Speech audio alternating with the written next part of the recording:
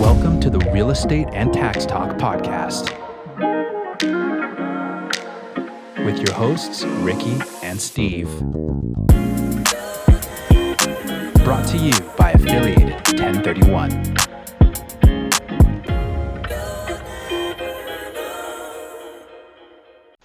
Welcome to Real Estate and Tax Talk. I'm your host, Ricky Guerrero, with my co-host, Stephen Gurian. We are attorneys, and here we like to talk about real estate and taxes, how they can intertwine, how they can benefit you, how it can help you become successful in the real estate industry and become an investor. Last episode, we spoke about foreclosures, how to get into the foreclosure industry, how to get into flipping with our guest, Ryan. Today, we have our guest who's a friend of mine for the last 10 years, Omar. I met him through my ex-girlfriend and his ex-girlfriend. So that's how we met. It's not a great story to go off of, but Omar is a broker, was in the commercial industry, and he is really involved in the development of South Florida in general. He sold about over $2 billion in real estate, but I'll let him talk a little bit more about himself. So I'd like to introduce Omar. Omar, thank you for coming to our show. We appreciate it. We really want to educate all of our listeners, not only on the real estate industry, but the taxes, and of course, on your insight, the development side. So can you tell us a little bit about yourself? Yeah, absolutely. So my name is Omar, and basically I'm the same way. You can complicate it and make it sound fancier, what I do, but realistically the same way that you have a house and you want to list the house for sale, investors have buildings and they're curious what their building is worth. And they come to me to see what their building is worth and see if I could sell it at a certain price. And then when somebody buys a house, there's a mortgage broker that finances that acquisition. Right. I do the same thing. So think of the exact same process that you see on a $500,000 home on a $150 million property. And clearly it can get a little more complicated with numbers and things like that we can get into. But by and large, I'm a broker. I'm an intermediary that connects sort of land to developers and buildings to investors. And it's just been incredible over the last, 7 years now, seeing Miami just become like the spotlight. Miami booming and South Florida crazy. Booming. Mark Roberts was saying at CNN, I think like last week or a couple of days ago, like Miami is the anomaly of the country. Yeah. It's like the whole world is sort of like on thin ice because commercial real estate and interest rates, and Miami is just like, it's booming. Someone said it's the diamond in the rough, and to me, Miami has always been a niche market that's eventually going to surpass New York. Personally, that's what I believe. I believe Miami has way more to offer than New York, specifically in where it's located. Maybe we won't have Wall Street, but I do think that, the light of COVID and taxes and the tax benefits in Florida, you're just going to see a lot of more people coming to Miami, like from New York. It's just a better value proposition, right? Yeah. I mean, I feel like, 20 years ago, it was like, you got to go to New York to make a name for yourself, to work in these big banks. And now it's like, okay, people can work more remote. Businesses are coming to South Florida, to Miami. So like, instead of saying, what do I want to be? And then where do I have to live to be that? People are saying, where do I want to live? And then where will I create that base? Right. And people want to live in Miami, not New York for the most part, right? Yeah. Just better value proposition. Right. Especially now. I do see Mayor Francis Suarez trying to bring in a lot of crypto and tech companies. It's great. I mean, I wish forward thinking. Right, forward. Yeah, he's like the mayor of the world. I mean, he's traveling all over the place trying to promote. He's a celebrity now. Yeah, he's a celebrity. I would see him 5 years ago. Omar, how are you? Now I see him with bodyguards, and I'm like, all right, Tom Cruise. Like, I love him. The bodyguard and everything. It's funny now. So, how did you? And this is just to kind of brief up what you said, but you're basically a broker on steroids. Yeah. Not because you're jacked, but you're not as jacked as in college, for sure. Yeah. More ripped back then, but you're a broker on the bigger scale, right? Yeah. So you sell properties in the tens of millions and hundreds of millions of dollars. Correct. How did you first get into that? And share a little bit about your background, like your education, and is it worth the education that you got to what you're doing? Yeah, absolutely. So I think definitely did not have like a straight path forward. If I explain it, it sounds like it was linear, but realistically, like day to day from 15 to now that I'm 29, like it's like, what am I going to do next? And what am I figuring out? So it's not as linear as it comes across, but basically, yeah, like came over here with no connections, no anything from Honduras. Was the first in my family. You came from Honduras from your family. Yeah, so I moved here when I was 10, and was the first in my family to graduate high school, graduate college, and my parents were just like, "Oh my God, he made it!" Right? But like just sort of talking to people, I'm like, "No, I gotta like do a lot more." Right. And basically, I worked at a hedge fund, which was like very fortunate. There was a hedge fund that was moving down here from New York back in like 2015, and I interned with them, and was just like, hey, I'll work here for free. I just want to learn. Like, all this is new to me. So they bought my story, and they gave me a shot. I transitioned from there to real estate private equity, and same thing. I went from, the hedge fund started paying me like $60,000, and I went from making $60,000 salary to making $0 because I wanted to be in real estate so bad. Right. And pretty much like no companies were looking to hire me because I didn't have like the real estate resume and the real estate track record. And I'm like, listen, I've taken the online courses, I've done real estate financial modeling, I've done all these things, like just give me a shot. And they were just like, listen, we believe you that you're smart, but you know, you're a new sort of talent. We're not gonna go from 60 grand to 70 grand to 80 grand. So on the way out of my interview, and this is after reaching out to hundreds of people, which we can get into, but it's just like having the grit of manifesting what it is you really wanna do. I was walking out of the interview and I pointed at an empty desk and said, who works in this empty desk here? And they're like, nobody. And I was like, I will work there for free. And the CEO founder was like, are you serious? And I was like, I swear, like, give me like a 3-month free trial. If it doesn't work, like, I'll just stay here and look for something else, but I feel like it'll work out. And the guy's like, yeah, I mean, that sounds like a great idea. He's like, when can you start? And I'm like, I mean, give me 2 weeks to talk to my fund right now. And I honestly started working for free, and within like a month and a half, they were like, okay, here's a salary. Like, you are, you know, you work very hard, and just, I don't know, just having those opportunities open up to you and being like seeing the world through a different lens. I had no idea that people were turning $30 million worth of assets into 50, into 60. So it was just super exciting. And until this day, I'm just very excited to like understand what my clients do. How can I help them? How can I help them grow? So it was a grind, and it still is. And I think a lot of people reach out to me that know my background of like, how did you get there? What can you do to like, what's some advice that you have? And what I always tell them is, it's hard to break in. Right. Once you break in, it's really hard to be like the 1% of a competitive industry. So like, if you don't have the creativity and grit and hustle to break into the industry, it's probably for the better. Because if you would have broken in, you would not be the 1%. Right. You'd make more money as the 1% plumber or 1% electrician or 1% whatever than the 50th percentile of brokers. Right. So it's like, figure out a way to break in, talk to whoever you need to talk to, ask people out for coffee. And when you break in, it's only getting started, and just, stay positive, stay energetic. And it's been a wild ride. COVID hit and Miami blew up, and I was fortunate to ride like a very good wave. Yeah, well, I mean, you sacrificed though. You took the risk, and you were out there reaching out to all these people trying to get a job for free. Yeah. So, I mean, not many people would do that, but that's just allocating the risk to what you really want to do.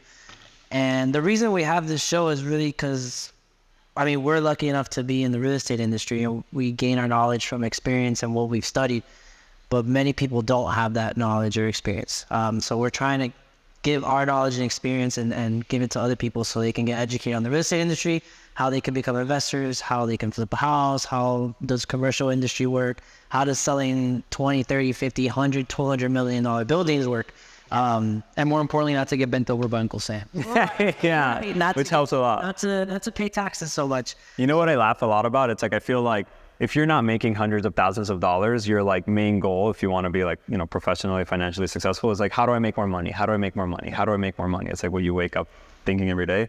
Then once you're making a lot of money and you're seeing how much is going to taxes, the next step is like, how do I save more money? Like, how do I hold more money? How do I get all this money and not have to pay IRS all this money? I've seen that progression. Like my clients that have gone from big to small, from small to big, they're like, I need more deals, more money. And they're like, now I need to pay less taxes and like keep more of this money. And I'm like, the problem is people don't see that when they're small, right? Correct. And they don't even think about it. And then when you start getting bigger, you're like, wow, I've given hundreds of thousands of dollars and millions of dollars to that. When you see a 6-figure tax bill, you're like, all right. Yeah, dude.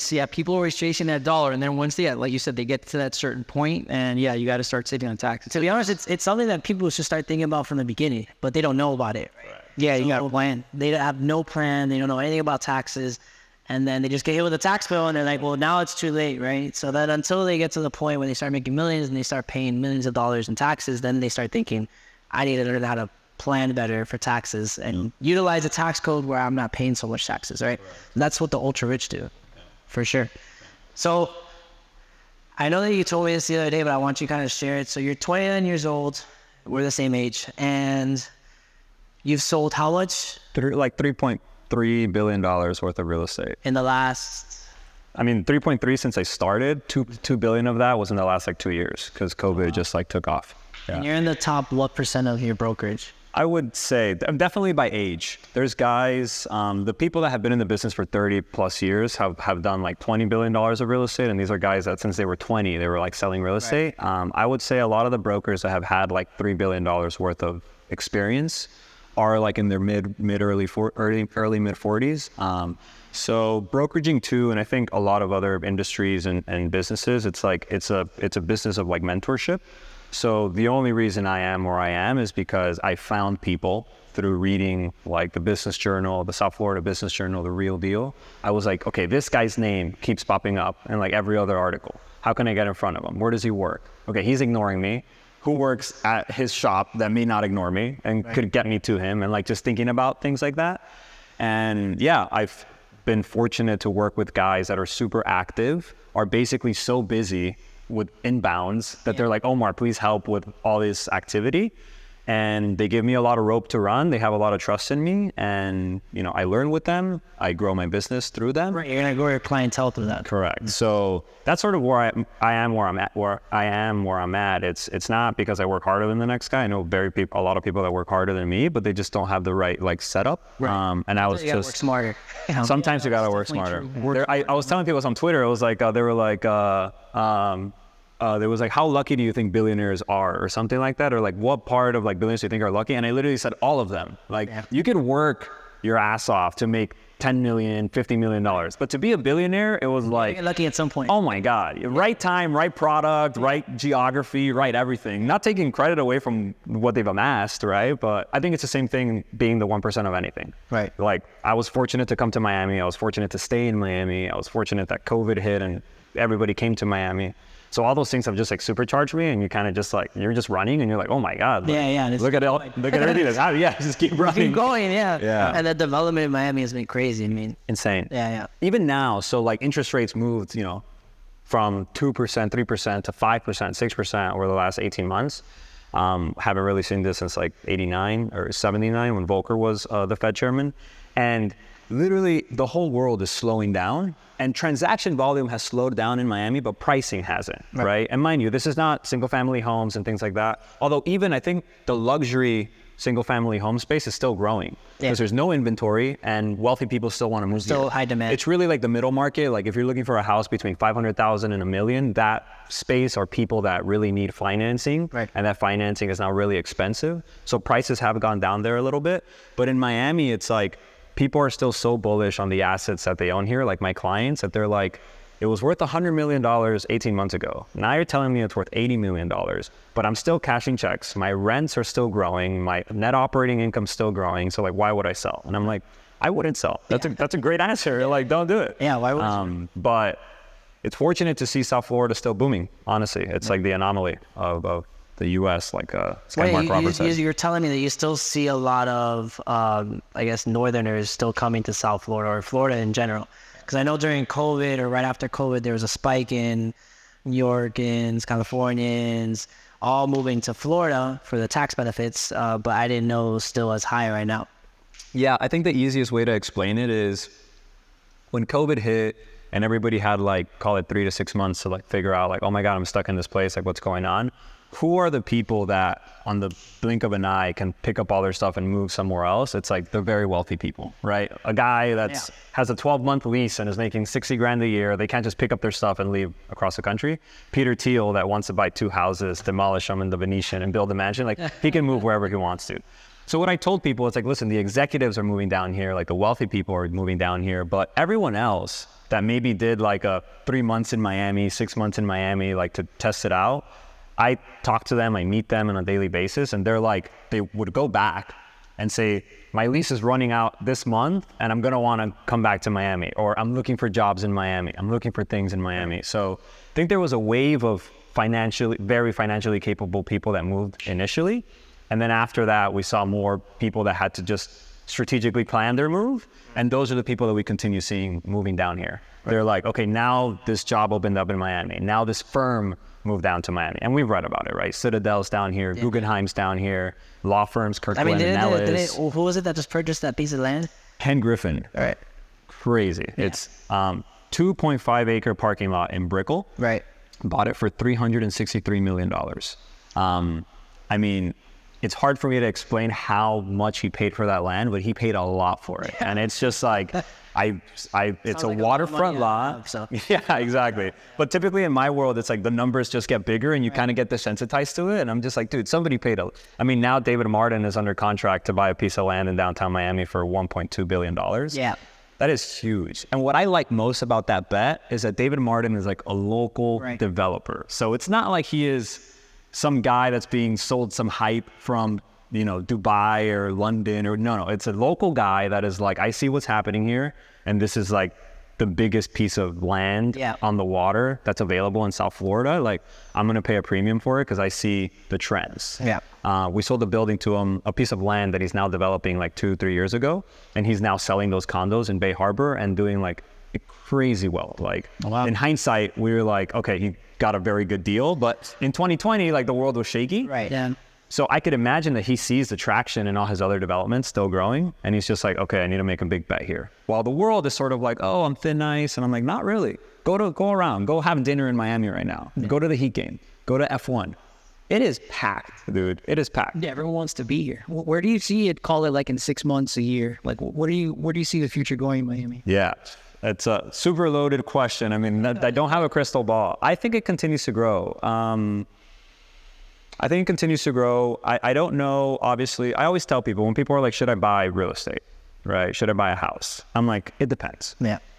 Do you want to buy something to live there for the next 10, 15 years? Like, absolutely. I think if you buy something for $500,000 today or $1 million today, in 2035, it's going to be worth a lot more. It's just how inflation works, how real estate works, how primary markets work. Because what happens is like the more people move here, the more people want to move here, the more people want to be here, so it like perpetuates. And then just Miami in general has always had, South Florida, yeah, I mean, yeah, South Florida, yeah, but Miami specifically, there's just never been like a huge volume of houses available, property available. Yeah. And now with more people wanting to come in, well, that's why there's just a strong push on development of buildings, right? Correct. Yeah. Right now, I just passed the Live Local Act across Florida to do like a lot of workforce housing. So now we are like getting very smart on that because basically developers are being given tax breaks if they build housing that allows like housing that has rent restrictions, and not in the way that like New York has rent restrictions where you can't grow them, but saying, hey, what is the average median income in for example, Homestead? And let's say it's $100,000 to just make it simple. So the government will give you a tax break.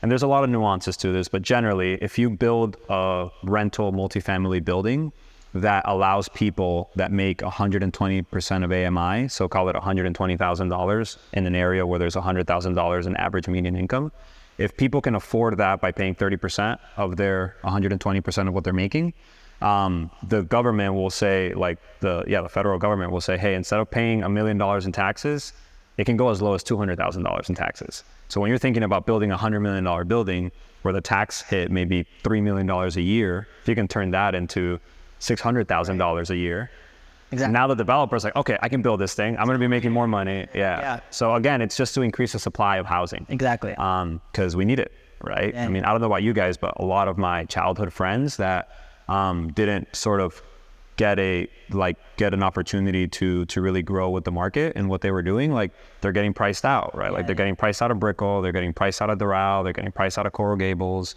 And it's, part of the tough things to see when a city grows so much. Right. I think people are struggling to understand that Miami isn't what Miami was 10 years ago. It's 100%. Or South Florida in general. It's if you expect a city to grow, naturally prices are going to grow. People want like all the pros, but none of the cons. None of the cons, yeah. He was actually looking for a house for over a year. Yeah. Oh, and priced out 2 years he got priced out. He finally bought one, but for 2 years he priced out like 10 times. Yeah, dude, it was crazy. Yeah, it was crazy.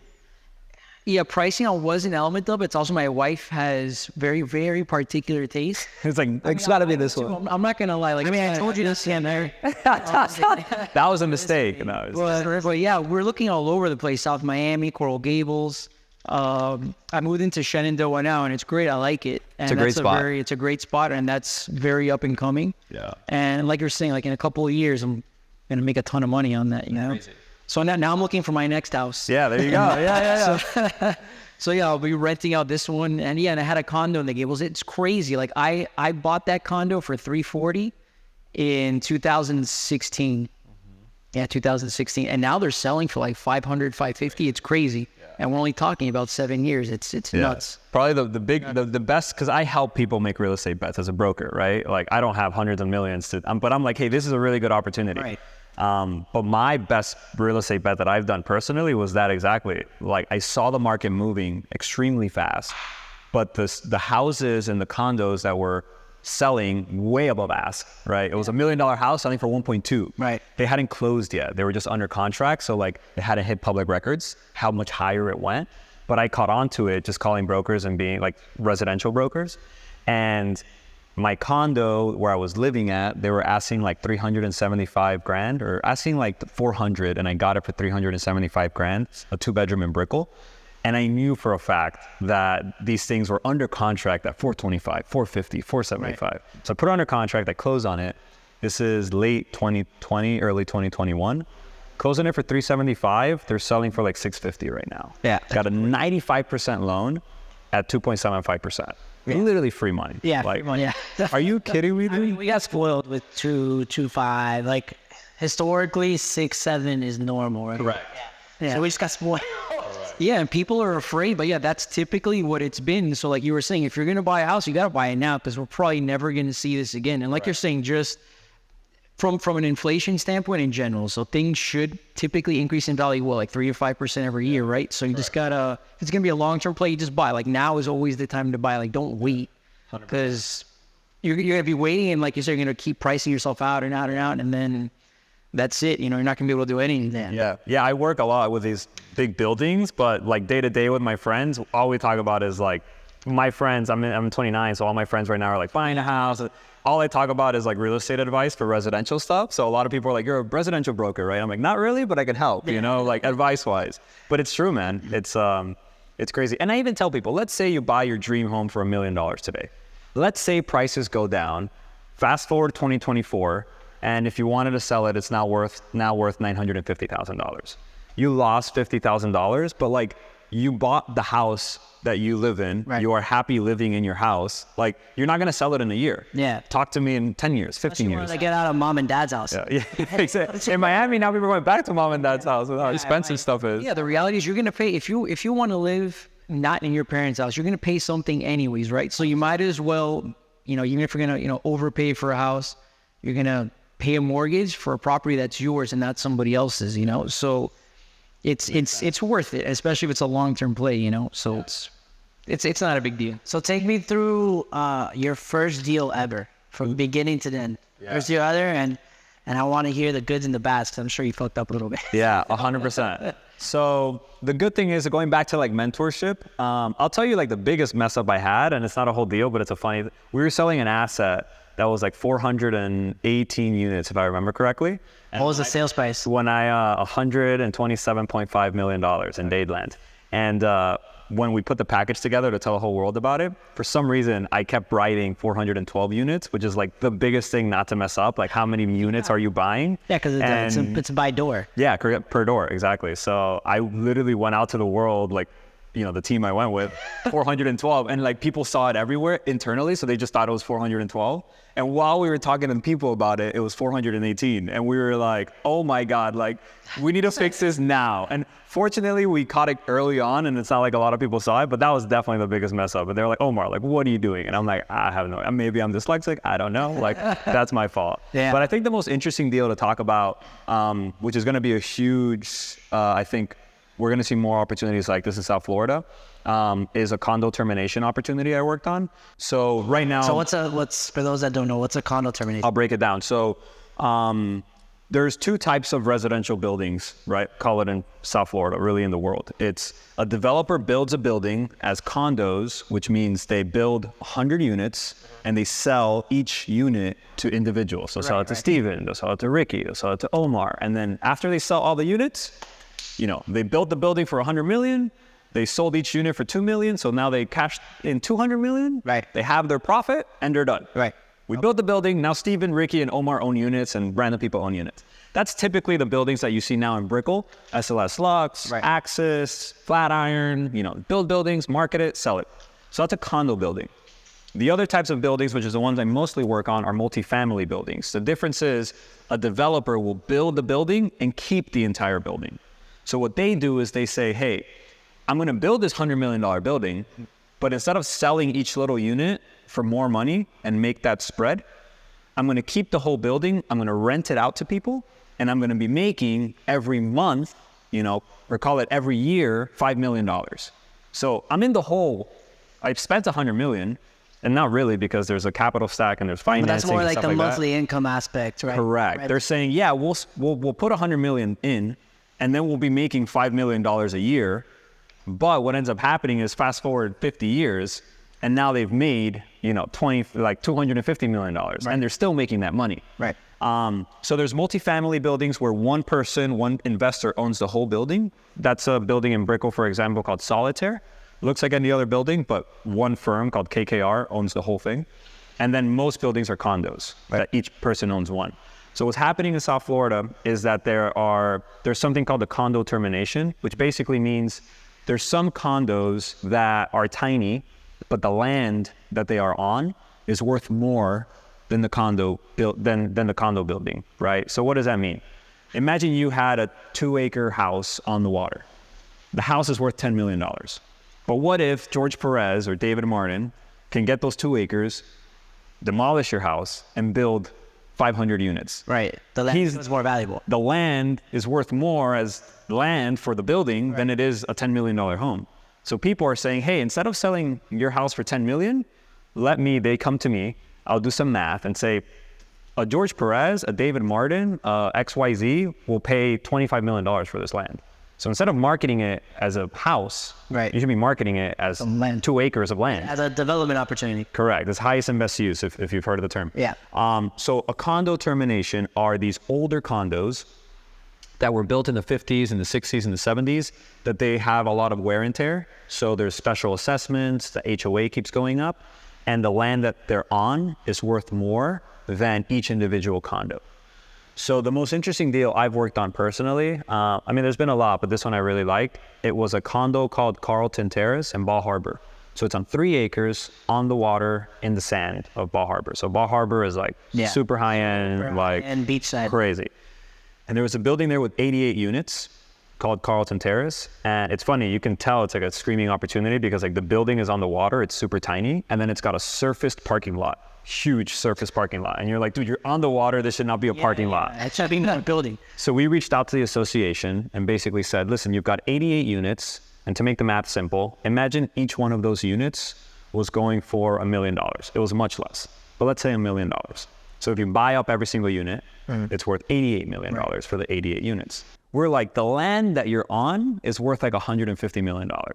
So instead of selling your unit for $1 million, let's all get together, which is the hard part. This is why it was the most complicated. Oh my God.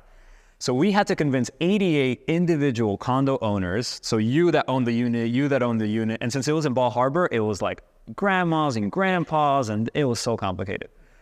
We got them all together, and basically, units that were selling on average for $600,000, if they wanted to be sold on the market, we ended up getting them checks for $1.2, $1.5 million. And for a lot of these people were retirement money.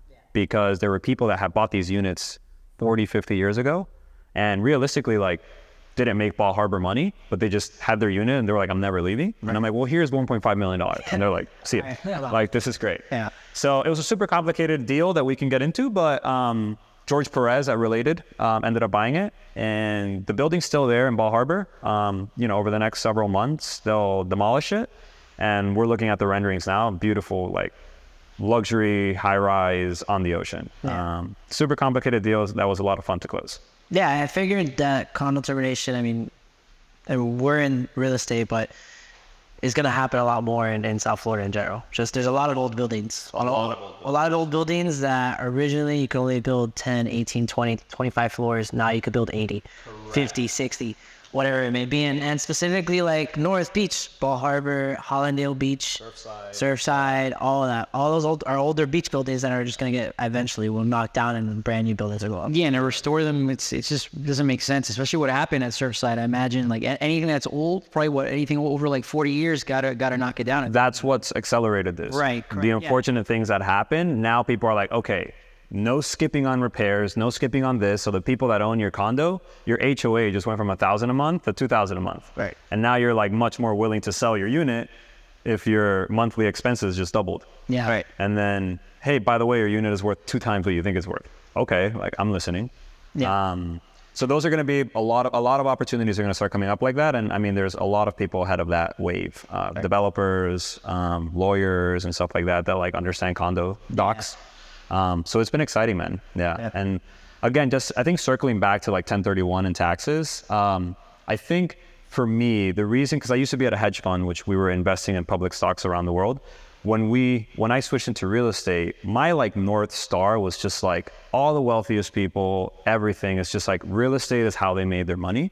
Outside of maybe like tech and Elon Musk and stuff like that, which I'm like, I see that guy, no way I'm 1% as smart as that dude is. Like, let me stick to real estate. Yeah. Real estate gets that rap of like, it's where it's made the most like dumbest millionaires. And I'm like, that is where I want to compete. I want to be a dumb millionaire. I will take that. I think anybody would take that. 100%. Absolutely.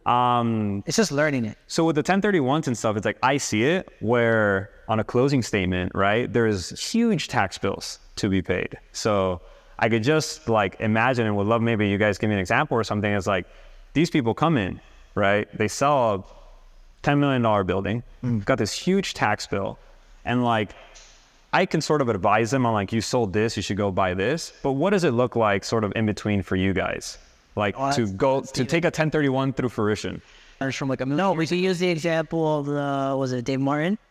That you said that he bought a building like 2-3 years ago. Yeah. And so what did he buy it for? So it was a piece of land. He bought a piece of land in Bay Harbor Islands for $31.5 million. How much did he sell it for? No, now he's developing it. Yeah, but I'll give you an example. So we've got clients, right? We helped a family, right, that had an asset that their grandparents bought for like $5 million. We ended up selling it 40, 50 years later for, call it $50 million.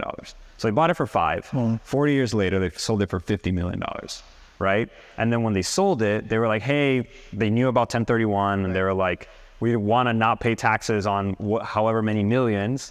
Can we just buy something else with it? So we helped them sell a building and then we helped them go buy a building. And I know it was very tax advantageous. That's like the classic example, right? So you have something like you said, you bought it like, a million years ago for X and now it's worth Y and Y is a hell of a lot more than X. So that's like the perfect time to do a 1031. So from 5 to how much? 5 to 50. 5 to 50. So 45 million in capital gains tax. Yeah.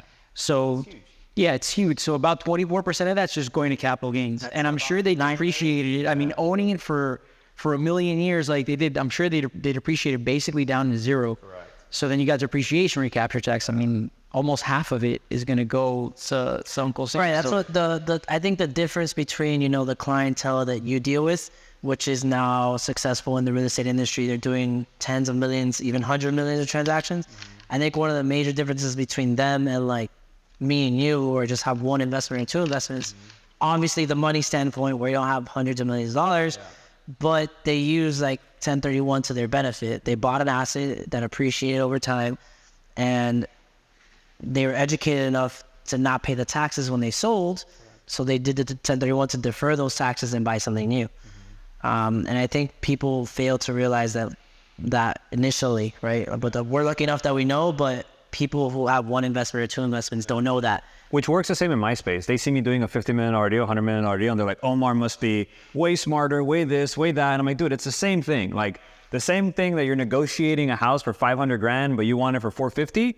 I'm negotiating a building for 100 million and they want it for 95 million. Yeah, it's not complicated. Yeah, there's a couple more zeros and it's just like, there's a 3% increase, 5% decrease, and we're just negotiating. And I think for you guys, to your point, Ricky, I love the fact that you guys are making this accessible for like everyday people. Right. Because like, if you own a home, it can be a $400,000 home if you can find one in South Florida for that price. But it could be a $400,000 home. And yeah, very south. You're way south. And you can save a lot of taxes, right? And for what you're making and what your net worth is and stuff like that, like you'll save a lot of money. I just realized this. If I live in my condo, like again, tax things, it's funny. I have friends that work with me on these $100 million deals, and they sometimes don't really know the tax code and like how it can benefit them as an individual, but they see it benefiting people with hundreds of millions of dollars. I'm like, dude, you can tap into this. So I just recently realized that there's a homestead tax exemption. Right. So it's like, if I live in my condo for 2 years, and there's out of the last 5, if I live in my condo for 2 years out of the last 5 years and I sell it, the government will allow me to shelter $250,000 in capital gains. Yeah. And I'm just like, put that into perspective. If I bought a property for $500,000 and I sell it for $750,000, I pay 0 in taxes. Right. If I don't qualify for those 2 years, and let's say I sell it in a year and 10 months, I will go and then pay, call it 25% in taxes. Right. So $250,000, I then go end up paying, $70,000, $80,000 in taxes. So I'll literally save 80 grand. That is a year's worth of salary for most people. Yeah. And I'm just like, guys, we can tap into this. You just have to learn about it, right? Right, and that's why we're here. That's section 121. Yeah, if you own it single and you lived out of 2 out of the last 5 years, $250,000 is tax exempt. And then if you own it as a married couple, then up to $500,000 is tax exempt. Yeah, crazy. But these are all things that people don't know, and you have no idea how many times we get calls about this. Yeah, 24/7. I mean, it's interesting, right? So I think that's the main difference between your successful developer for related or successful investor compared to someone who wants to get into real estate or only has one investment and doesn't know. Yeah. Right? It's about rolling over your equity. It's about using your money in your pocket, not paying the IRS and declaring those and using a 1031 exchange. Like your client did. I mean, so in a $45 million, you're looking at about maybe $10 million plus in taxes. Exactly. Right. So if they And sometimes, and not the 1031, they're going to pay $10-15 million in taxes. and I'll give you, if they would have sold it if they wouldn't have bought something, they would have paid $10 million in taxes, call it. So we went to go show them a building that was worth, for example, $80 million. And we're like, hey, the guy's willing to sell it at 82 because he knows that that's more than it's worth today. So he'll sell it for a premium, as any seller would want to. And we like convinced the family. We're like, pay the extra $2 million, you're saving 10, and you're getting an asset that's going to continue growing, right? And lo and behold, they bought literally a high rise in Fort Lauderdale for $80 million. It has to be worth like close to $100 million today. I'm like, you're lucky you paid an extra $2 million for that. Yeah. And the other interesting thing is I actually have clients that have been developers for 20 years. And now they're looking to buy existing multifamily assets that are already built. And again, super smart guys, multimillionaires, very successful, very nice, very humble too. And they're now realizing, wait a minute, when we were selling condos, building condos and selling condos, because we're building them and selling them instantly, we get charged short-term capital gains, which is higher than long-term capital gains. Now that they're looking at existing acquisitions, we're like, wait a minute. So making $30 million on a condo investment and making $30 million on an existing acquisition that we then flip is a big difference. Right. One, I'm pocketing, call it 20 million. The other one, I'm pocketing 15 million, for example, right? Like, we should be doing more of this. Right. So here is like 3-4 partners that are all multimillionaires that have built tons of buildings, and they're still learning tax code and how they can leverage their success to more success and more opportunities. Right. So just making that accessible to people is, I mean, so important, I think. I mean, your success, it started with like, this is interesting. Yeah. How does this work? Yeah. And how much money are you making? And what? And how much do I have to Like I said, we only know about things because we're in the industry and we learned about it. Otherwise, we wouldn't, right? Yeah, because I mean, we see it every day, so it's second nature to us. But yeah, most people, they don't know about this. And so it's crazy. we educate them. And it's not just 1031 in general, all the tax benefits that come with real estate. So many. There's appreciation aspect. So it's crazy how many times we realize that people, even involved in the real estate industry, don't know it. They don't know any of the tax benefits. Like, you know, those successful multimillionaires. But doing this for 10 years. 10 years, multimillionaires. And they're like, wait, condo investments are in like the highest bracket of, short-term capital gains. Stuff like that. And then they're like buying yachts to depreciate the taxes. Like, it gets crazy. And I'm just like, and again, the only reason I know this, because I walk around, right? Like, same thing when I like started talking to you guys. I'm like, so what do you do? And like, how does that work? And how do you get paid? And how does that? Yeah, you learn what. And it's just, you're just like, dig it in. Yeah. You would be surprised, man. There's a lot of real estate attorneys that I talk to that don't know like the basic stuff. Like, So like I'm a tax attorney by trade, right? And I have a lot of real estate attorneys that are telling their clients, man, just quit claim this property. You know, they're afraid of, you know, like if they die, you know, they want to avoid probate and all. Dude, that's the biggest mistake you could ever make. Really? So like they don't know about step up and basis. So, and that's a very basic concept. Yeah, I mean, go through what is basis. Yeah, of course. So basis, you know, I bought this piece of property for $100,000, you know, back in 1980, whatever, like your typical house in Kendall. Yeah. Now it's worth like 500. Yeah. So you got 400K of capital gain. So if I give you a quick claim deed to my property now, it's as if you paid $100,000 for it back in 1980. Mm-hmm. So you get my basis, what I paid for it. So if you go to sell it, you're gonna have the same tax consequence as I would because you're on title and you get this quick claim deed. But if you inherit it, so if I die and then, you know, you're my kid and you inherit this piece of property, it's now worth 500, your basis is now 500 because it gets stepped up to whatever that property is worth on the date of my death. So if it's worth 500, it's as if you paid 500 for it. It'll get like updated. Exactly. So then you go to sell it for 500, you're not paying anything in tax. It's zero. And people, man, like the quick claim deed it's like malpractice. It's like all over floor. Everyone is doing it. Like I like to call it the Cuban will. So they're so worried about like going through probate and being stuck in the court system for like 6 months to a year, which really isn't that bad. Yeah.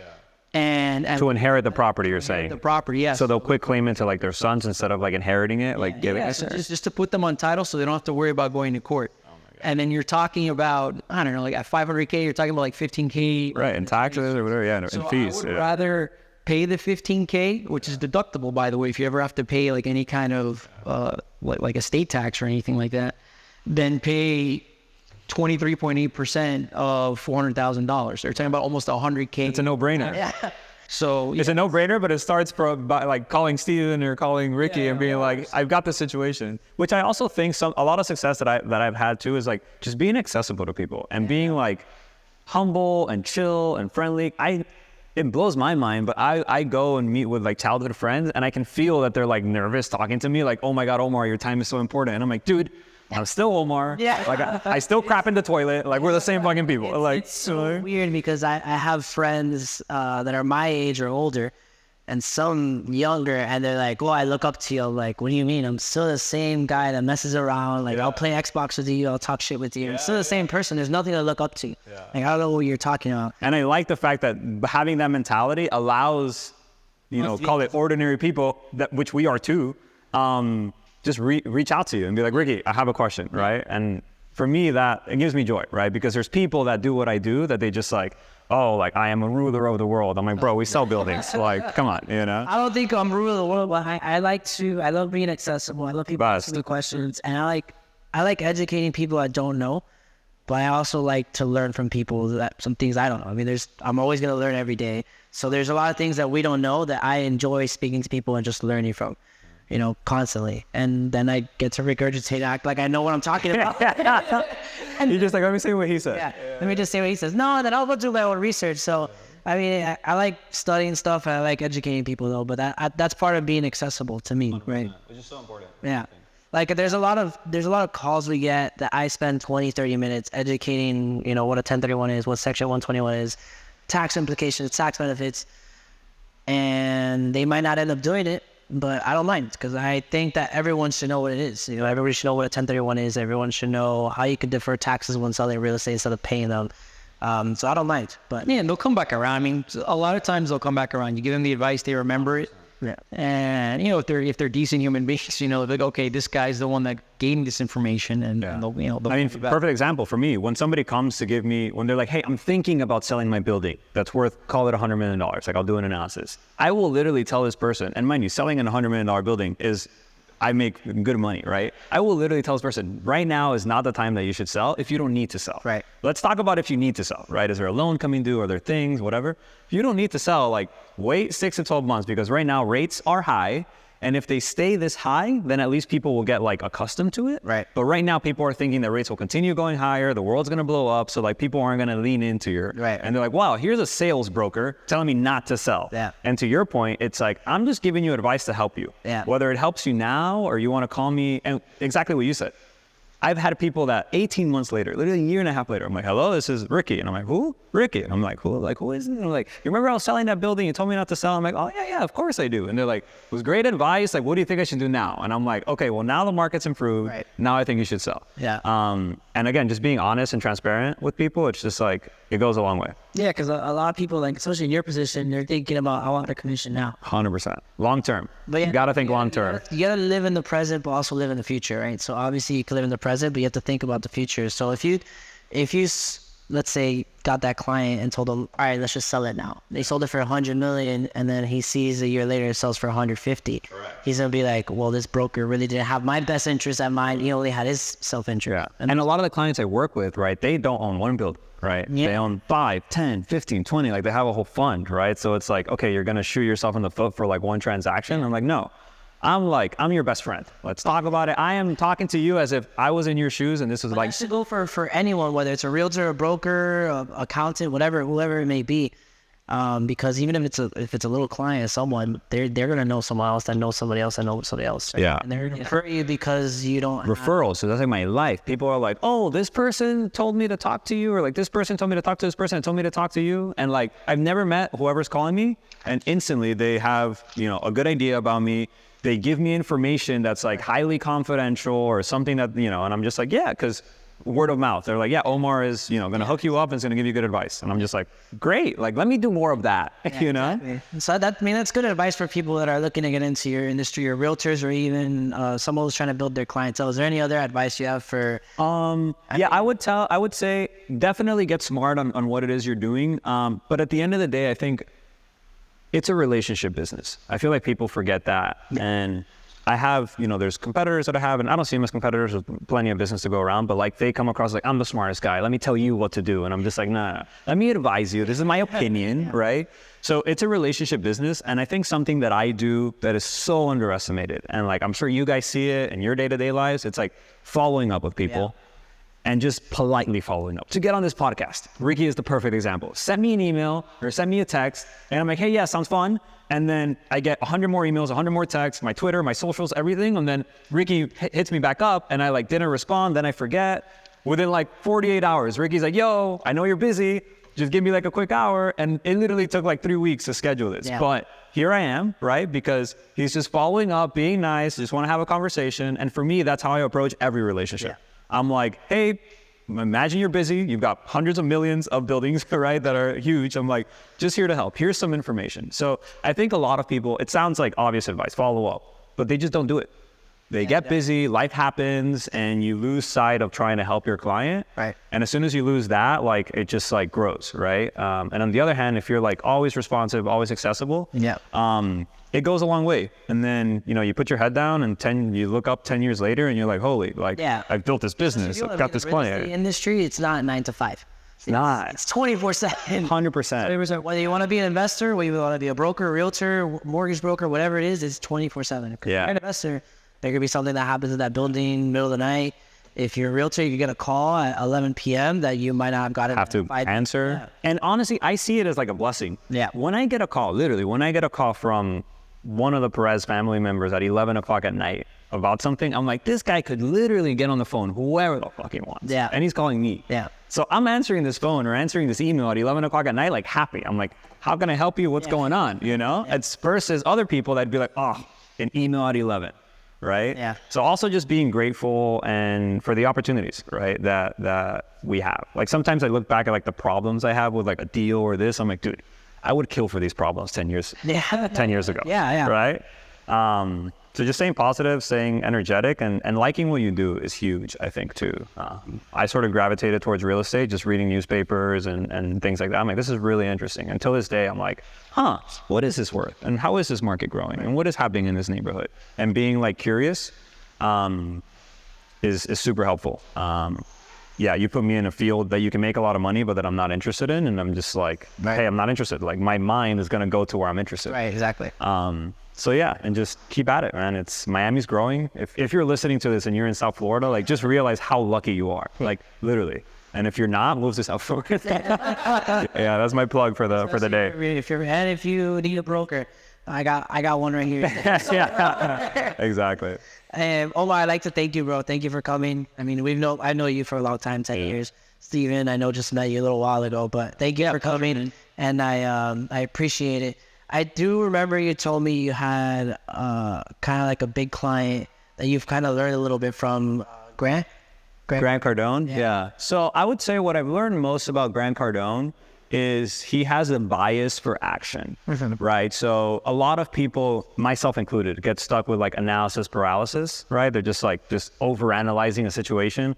Man, I've met Grant Cardone, we've done deals with Grant Cardone. This guy is like now. Like, what's it worth? I want it. Well, how about this? What this price? How about this one? What's this? And like, just hounds you down. Sometimes, obviously, for people, it's like a little like it's much, but when you want something and you go for it with that much intensity, you're not even like thinking about it. It's super powerful, man. He's like manifesting it for himself. And I've seen that in other clients that I have that are super successful. Oh my God, you send them a WhatsApp and in 2 seconds, he's like, yeah, here it is. Here's the contact here. Let me know if I can help. Very just responsive. Like a bias for action. Everything's action. Versus like, should I call this guy? And if I call him, what am I going to say? And in what way am I going to say it? Hello? Hi. Yeah, I wanted to find about this building. What about it? I like it. I like this building. Well, and they just like jump on it. Yeah. So Grant's someone that struck me like that a lot. It was just like, hey, how are you? How's everything? And I'm just like, wow, this guy's like a lot. 6 out of 10. So yeah, I think what I've learned about him is that a bias for action, and he's really good at marketing. Like the whole world just thinks he's, like the most brilliant, whatever. And he's smart. Obviously, he's accomplished a lot. But it's a lot of branding and it's a lot of marketing, right? So I feel like there's a lot to learn from everybody. Yeah, and I think his bias for action really shows you, if there's an opportunity at hand, he goes and gets it. He doesn't wait for it to come. He's all in. Yeah, Gotta grab that bull by the horns. Yeah. So I would like to thank you for joining us once again. I know Steven really enjoyed this conversation. Yeah, man, I'm soaking this up, man. I love it. Yeah, no, I appreciate you guys having me and reaching out. It's been a lot of fun. I appreciate it. And Omar's a little Twitter famous if you don't know him. So I will be responsive on Twitter. we thank you all for joining us again. Hope to see you guys soon. Tune into the next episode. Follow us on our social media on Instagram, Twitter, Facebook, and check out our website. I don't think you will regret going there. Unless you want to pay taxes. Yeah, exactly. That's a good finish. Yeah. Affiliated 1031 would like to thank you for watching this episode of the Real Estate and Tax Talk podcast. If you're ready to leverage your gains, you can find us online at affiliated1031.com.